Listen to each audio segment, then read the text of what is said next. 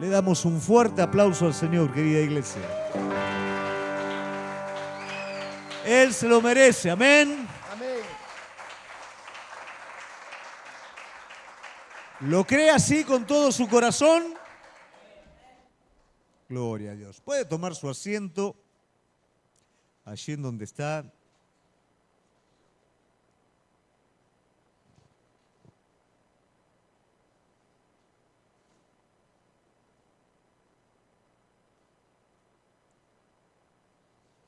Y en esta noche vamos a hablar acerca de la iglesia. Y tal vez usted pensando, ¿y yo que quería que me hablara algo a mí, que me dijera algo a mí? Bueno, si vamos a hablar de la iglesia, vamos a hablar de usted. Probablemente en el contacto que usted tiene con otras personas, muchas veces la gente suele argumentar problemas, ¿no? Estar en contra de la iglesia. Entonces, tal vez dice yo no voy más a ese lugar porque en ese, no digo este lugar, digo cualquier lugar, no digo denominación tampoco, ¿no? Pero simplemente en una generalidad tuve una mala experiencia, no creo, me lastimaron, me hirieron. Entonces no quiero saber absolutamente más nada con la iglesia. Por ahí yo me equivoco, pero ¿le ha pasado a usted escuchar eso? A mí como pastor todos los días me escucho eso. Y la realidad es que en cierta manera tiene una coherencia si nosotros lo vemos a la luz de la palabra de Dios, porque la palabra de Dios nos habla del presente siglo malo, o sea, del siglo que estamos viviendo ahora, de nuestro presente inmediato, y si hubo algo o hay algo que iba a caracterizar el presente siglo malo, según la palabra de Dios, sería de alguna manera determinadas anomalías en la iglesia. Corrupción, a veces por parte del liderazgo, rebeldía a veces por parte de los miembros y todas cosas que lastiman a la iglesia propiamente dicha. El problema no es la iglesia, el problema son los hombres. Usted sabe que cuando la iglesia trabaja en unidad, cuando la iglesia entra en el verdadero sentido y propósito, la iglesia es invencible. Pero mientras la iglesia se divide por problemas entre las personas, heridas, se debilita.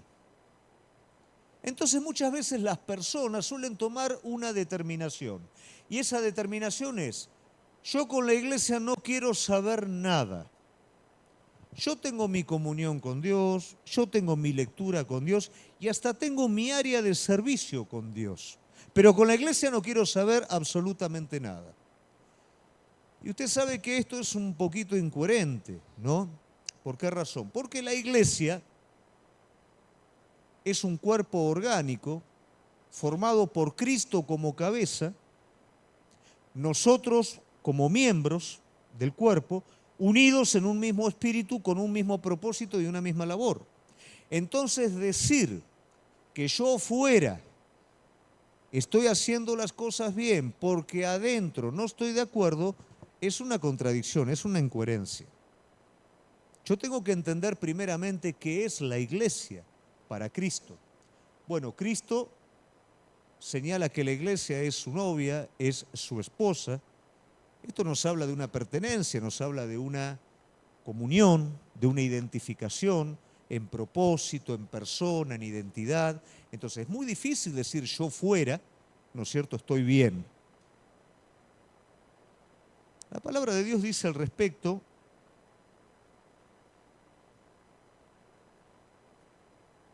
déjeme ver un poquito en la Biblia electrónica.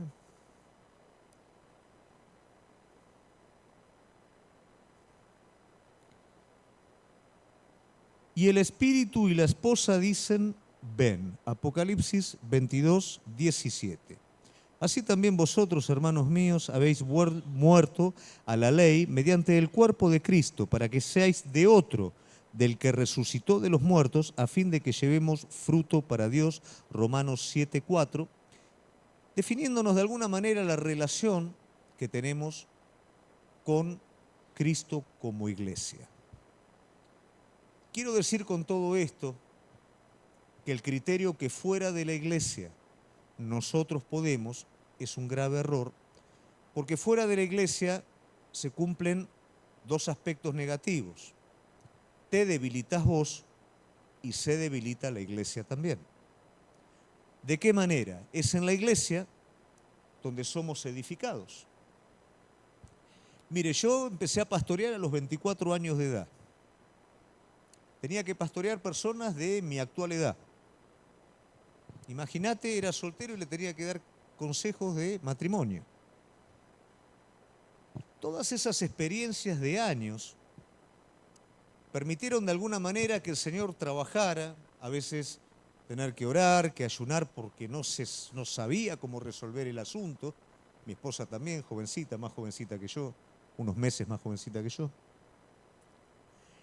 Y no sabíamos cómo resolver algunas cosas. Todo eso provocó una experiencia que después de tantos años permite que poder dar un consejo ante una necesidad de la iglesia, un consejo basado en la palabra de Dios, basado en el Espíritu y basado en la experiencia también. Digo esto como otros líderes de la iglesia que fueron tratados por Dios, preparados y a través de la experiencia están listos para poder aconsejar y edificar al cuerpo de Cristo. No que usted tenga que esperar 30 años más hasta que usted va cosechando esa experiencia, no, sino que a partir de eso usted lo pueda tener resuelto y vaya ganando otras experiencias.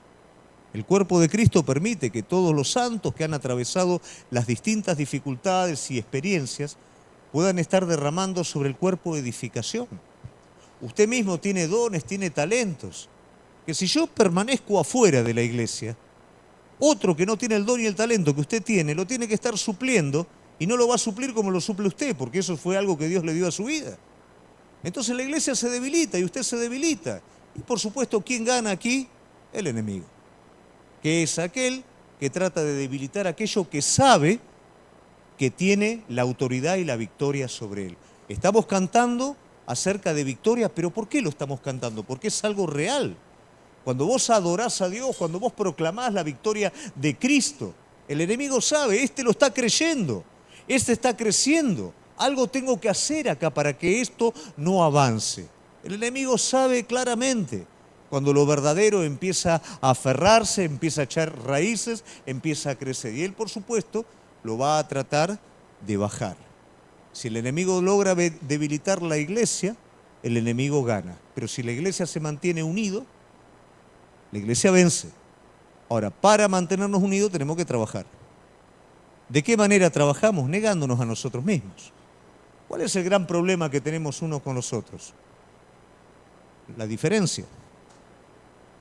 Y acá no me está hablando el Señor de que yo tengo que hacer al otro igual a mí. El Señor me habla de poder aceptar las diferencias de la otra persona. Y aceptando esas diferencias, trabajar en conjunto. Eso hace una iglesia fuerte. Ahora, cuando yo creo que todos tienen que ser igual a mí, ¿qué pasa? No voy a tener ningún problema. ¿O no? Si todos son igual a mí, me hacen caso, no hay problema. Va a tener siempre problema. ¿No es cierto? Entonces, cuando nosotros logramos conciliar esta suerte de problemas, la iglesia crece en fortaleza. La iglesia se va uniendo y juntos llevamos a cabo la labor de nuestro Señor. Ahora bien,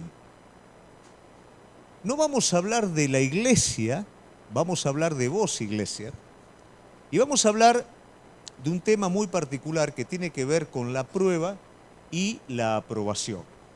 Por eso el título de la palabra de hoy es Probados y Aprobados.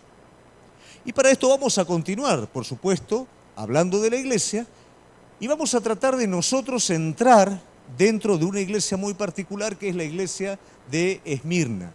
Es la iglesia junto con Filadelfia aprobada delante de Dios.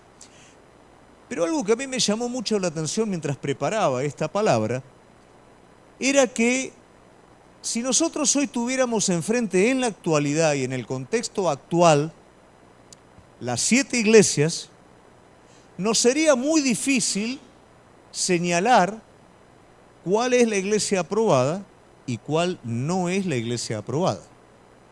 Y me arriesgo a decir que nos equivocaríamos, porque no la discerniríamos espiritualmente, sino que la juzgaríamos de manera externa.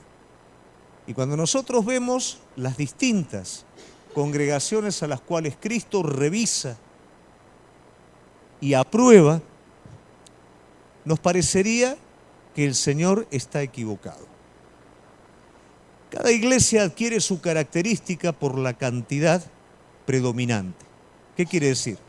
A ver, convengamos que todos los de acá somos enojones.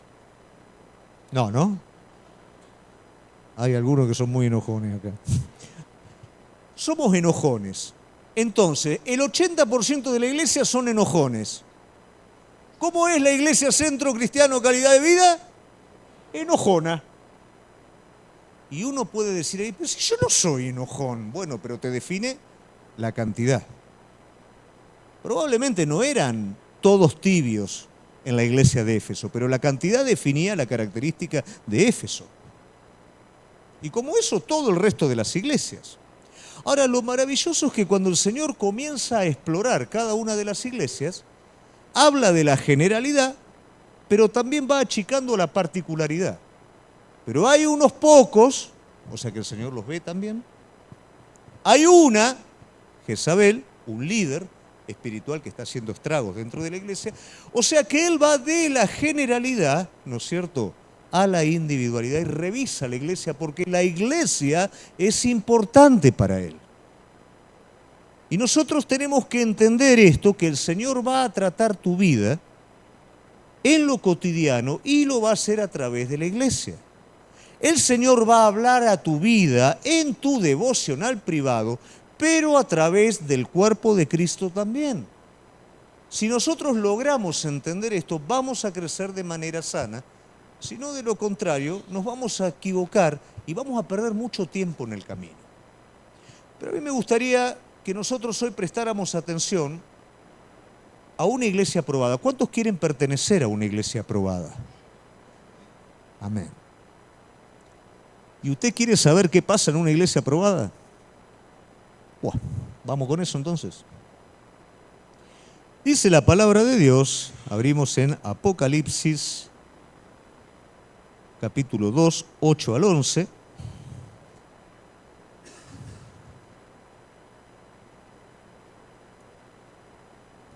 Escribe el ángel de la iglesia en Esmirna.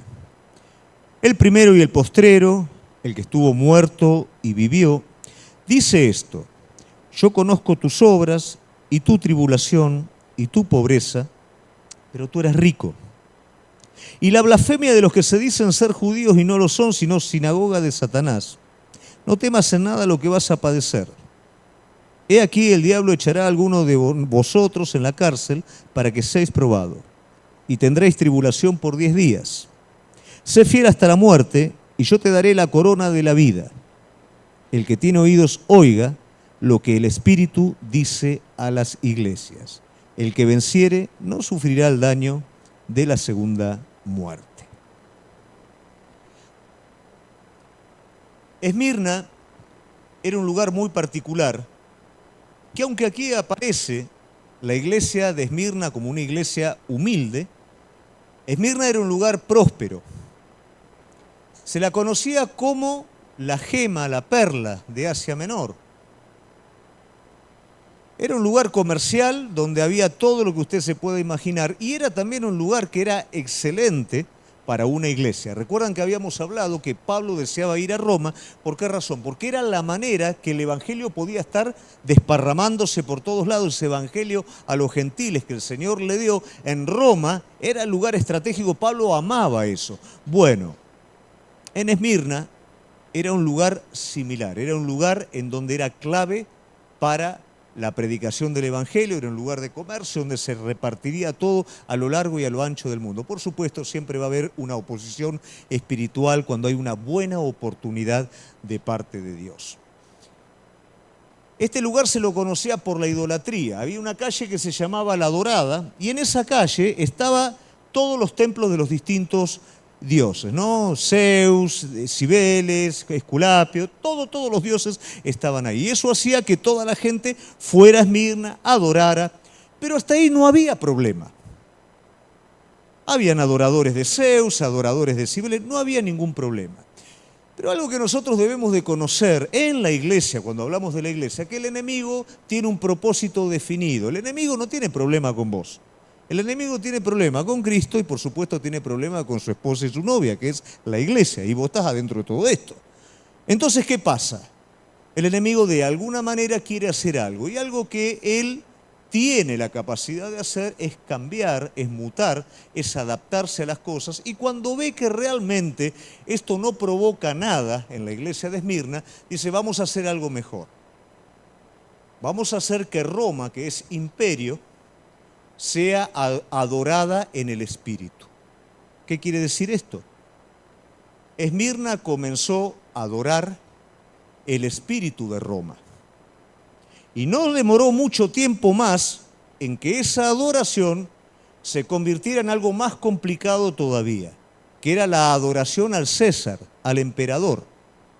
Y no solamente quedó todo ahí, sino que también esta adoración ahora tenía que ser certificada.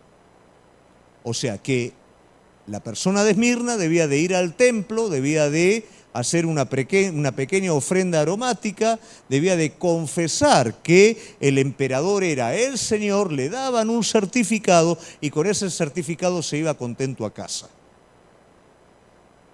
Si te pones a ver un poquito en el libro de Apocalipsis, conociendo los acontecimientos finales, esto es lo que va a haber en el final de los tiempos también.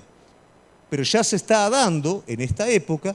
¿Y qué hace esto en la iglesia de Esmirna? Que los empobrezca. ¿Por qué razón? Porque ellos no pueden comprar, ellos no pueden vender y ellos eran repudiados de alguna manera por los demás. Ellos, por supuesto, no habían cedido a esto. Y esto estaba trayendo consecuencias sobre su vida. Había algo que dictaba la vida de ellos y era la lealtad. Nuestra naturaleza, querida iglesia, no es leal. Porque en un principio innato tenemos el me salvo yo primero. No sé si usted es así. No. En nuestra naturaleza es me salvo yo primero y si hay tiempo, bueno. La lealtad no responde a esta naturaleza. La lealtad responde al principio espiritual del amor. No es algo que uno lo pueda racionalizar. Es algo que se ama y se hace. Y esto es lo que era la iglesia de Esmirna. Una iglesia que conservaba en alto su lealtad a Dios. Y esta lealtad a Dios estaba trayendo consecuencias. Y yo no podía dejar de pensar en los tiempos presentes. ¿Qué pasaría si esto ocurriría hoy? ¿Cómo sería nuestra lealtad? La de acá adentro estoy seguro que es pum para arriba. No va a haber ningún problema. Pero afuera de acá, ¿qué pasaría? Entonces en esto empezamos a ver cómo es una iglesia aprobada. No podemos decir que el contexto siempre tiene que ser un contexto violento, ¿no es cierto?, en nuestras vidas para ver quién es mejor, quién es... Pero la realidad es que nosotros hoy tenemos un contexto bastante holgado. ¿Y cómo nos movemos en ese contexto en cuanto a lealtad? En ese momento era sí o no. Hoy también es sí o no. También vivimos en situaciones de sí o no. Pero tenemos un montón de espacio en el camino. Llegar tarde, no ser fieles, ser descuidados, jugar un poquito entre el amor de Cristo y el amor del mundo. En ese contexto no se podía hacer. Ojo, en este tampoco. No tenemos una presión extra. La única presión que tenemos es la de la lealtad. Una iglesia aprobada en su lealtad y aprobada por Dios por su lealtad. Pero qué tremendo que esta iglesia se considera a sí mismo pobre y el Señor la considera rica. Se ve que no tiene nada y el Señor le está diciendo lo tenés todo. Mientras que otra de las iglesias cree ser rica y tenerlo todo y no tiene nada. Muchas de las dificultades que solemos atravesar nosotros tienen que ver con el enriquecimiento, pero no con el enriquecimiento material, con el enriquecimiento más importante de todo, que es el espiritual. Y muchas veces las circunstancias son antagónicas para que ese enriquecimiento se produzca. Tal vez si esto no estaba presente, Esmirna iba a sucumbir en el materialismo, en la deslealtad y en un montón de cosas, pero al estar esto presente, saca lo mejor de esta iglesia. A veces nos ponemos bravos con nuestras circunstancias difíciles. El Señor está permitiendo un enriquecimiento en nuestra vida. A veces nos ponemos mal por lo que nos falta y no nos damos cuenta que lo que nos falta es el medio para tener más de Él todavía. Tenemos necesidades, pero las necesidades externas no son las más importantes.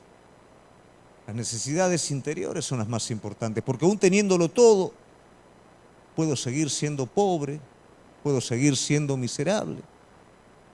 Pero qué distinto es cuando lo tengo todo de Él. De la nada puedo hacer algo.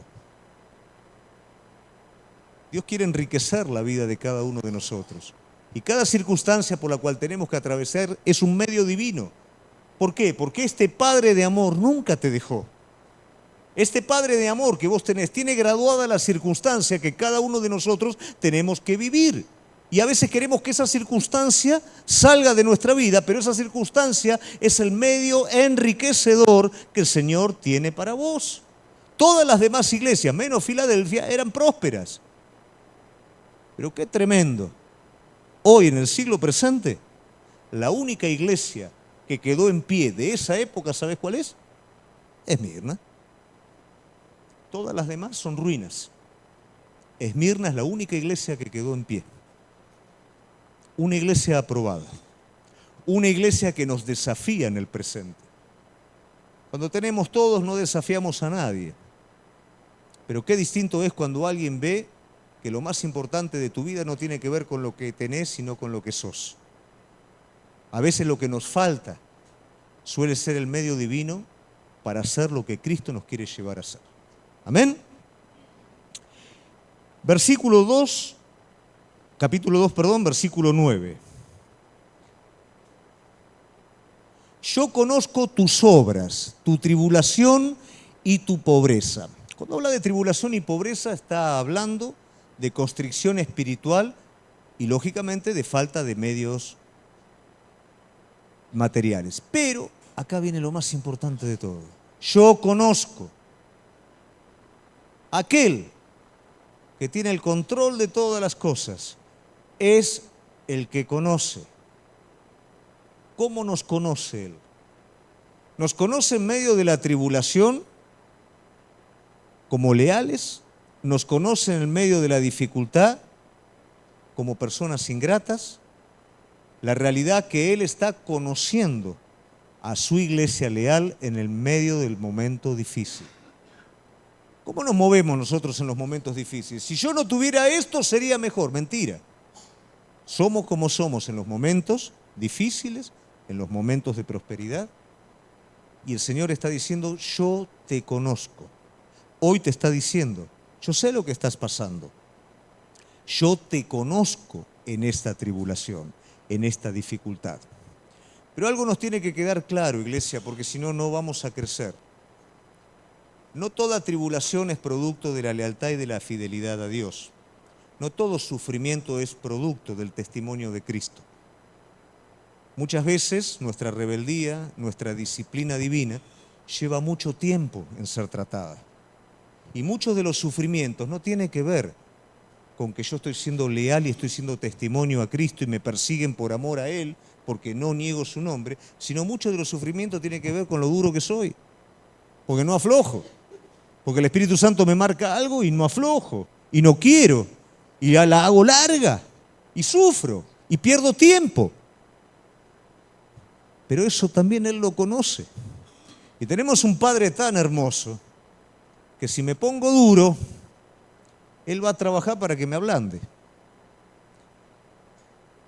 Y si confieso su nombre y soy testimonio, Él va a darme más todavía, y va a renovar mucho más mi vida. Yo quiero sufrir, por así decirlo, por crecimiento, no por cabeza dura. Hay un tercer sufrimiento, que ese no lo queremos nadie, que es el sufrimiento fuera de él. Eso no tiene propósito, no tiene nada. Entonces, cuando nosotros a veces venimos a la iglesia con la idea de que nos va a pasar, no vamos a tener ningún problema de nada, ese es un gran error. De alguna manera la vamos a pasar medio, ¿no? O para crecer, o porque somos duros, y si no, ¿para qué voy a ir a la iglesia? Bueno, entonces afuera sin Dios. Pero pasar el momento de dificultad lo tenemos que pasar. La lealtad nos permite crecer en el momento de dificultad. Amén. Muy bien.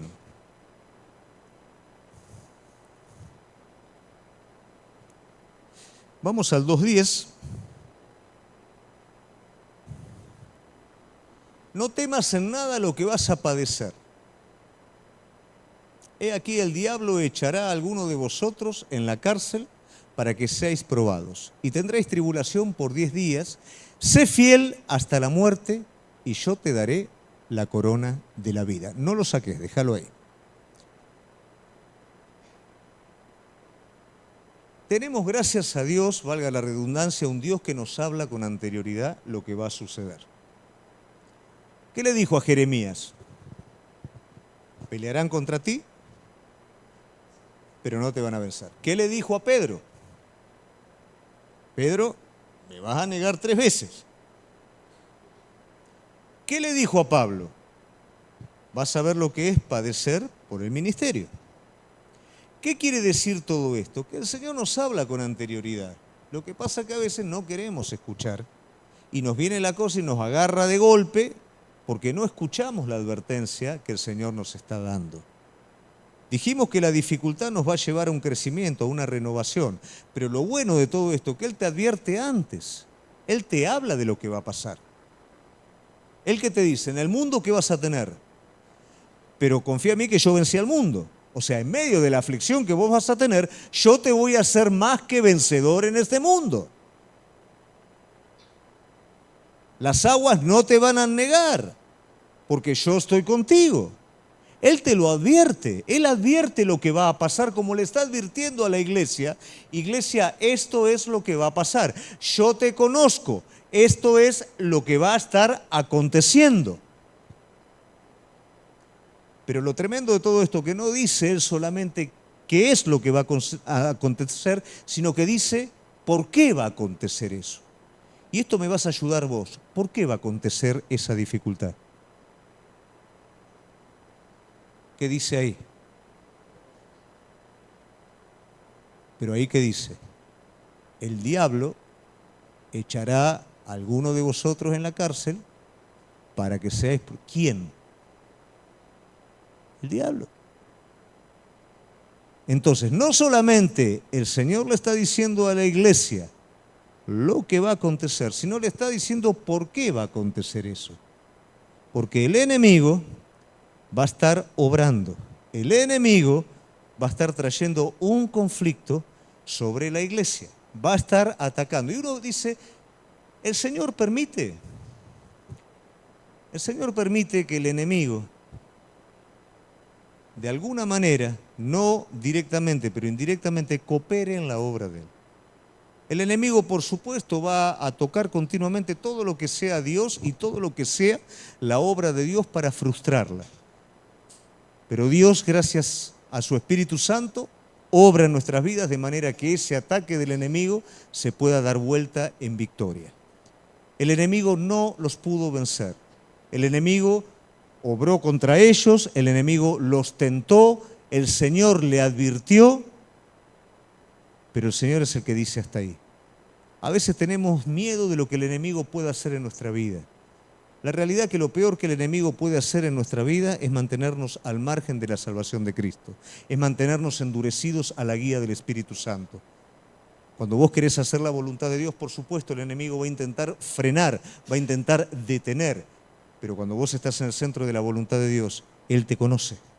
Él es el que está contigo, Él es el que está peleando y Él es el que le pone fin al asunto.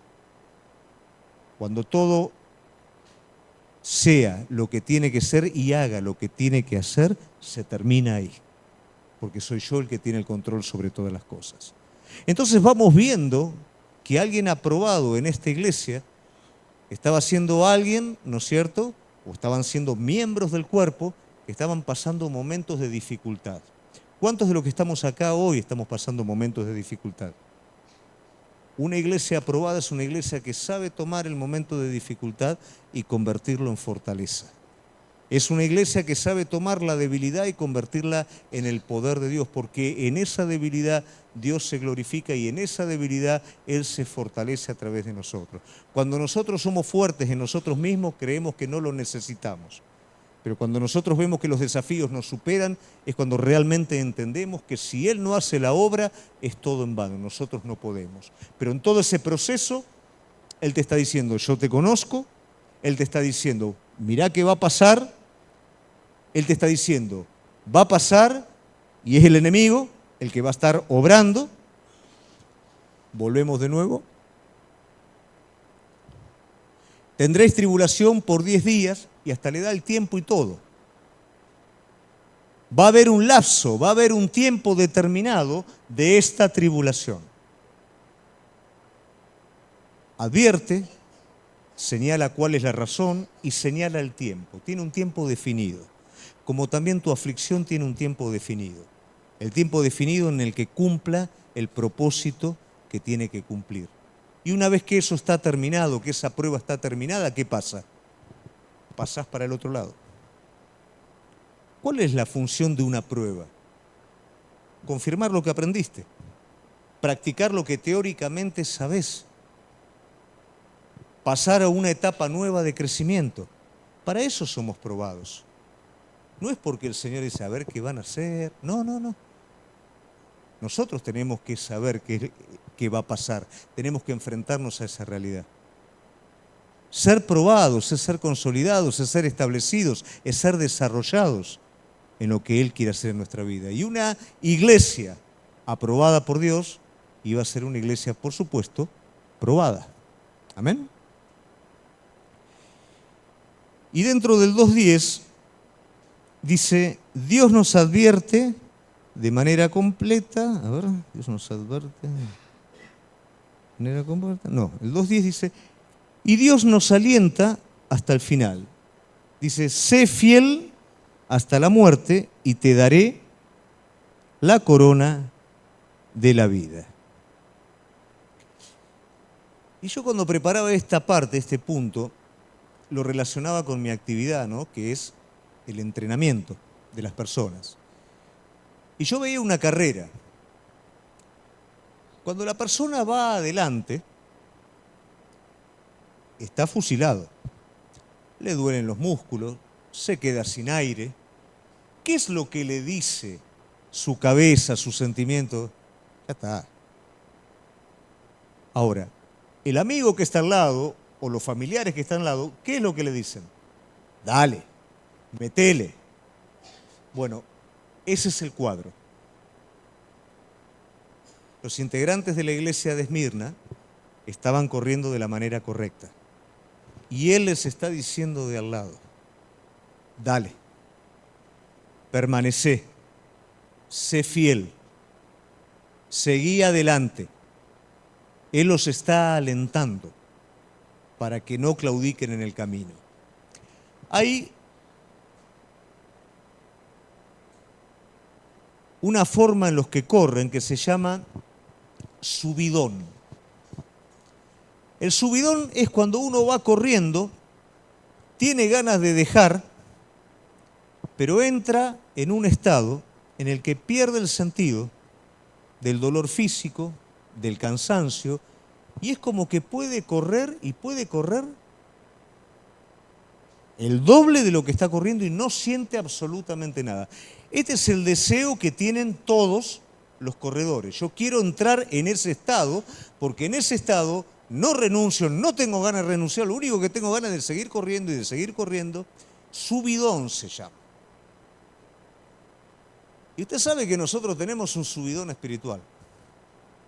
Primero, ¿a quién no le gustaría tener un subidón en la carrera espiritual que nos toca correr?